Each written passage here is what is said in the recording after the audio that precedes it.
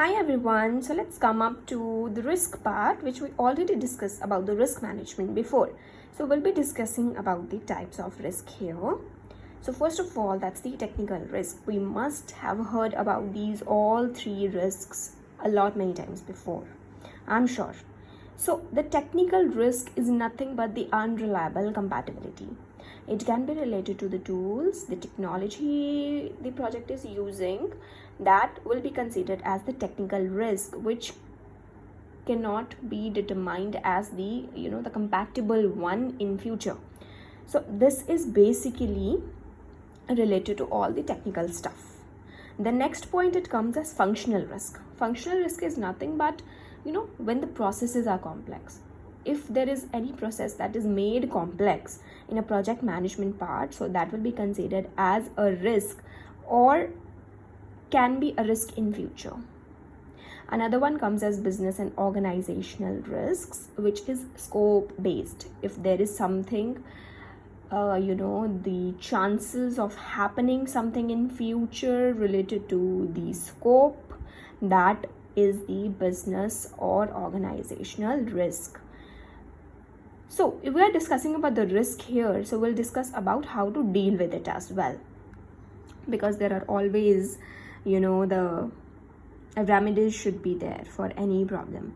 So first of all is there that's related to removing from project scope. Suppose there is a one major risk identified, and if there is a possibility, we can remove that from the project scope so that it will not affect the outcome. As we already know that it definitely affect the outcome, whatever the risk is. Second one is mitigating. Mitigating is nothing but to deal with it, reducing the probability of occurrence, reducing the impact.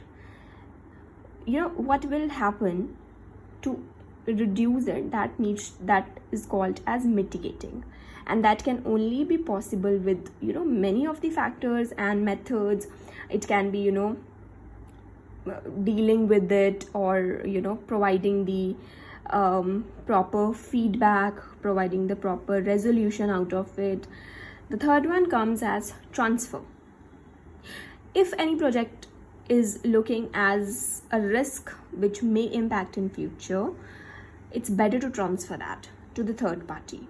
Definitely the project needs to pay for it, and the costs can be higher. Fourth one is accept.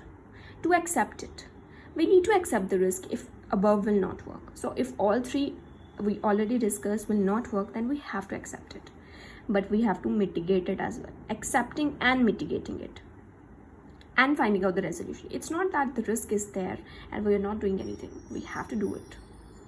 How can we identify the risks? Whatever the risk, we can identify is that related to the historical records. Suppose if there is a technical risk, then we should not focus on that technology or the tool which can be resulted into risks which can be used before. That will be considered as the historical records.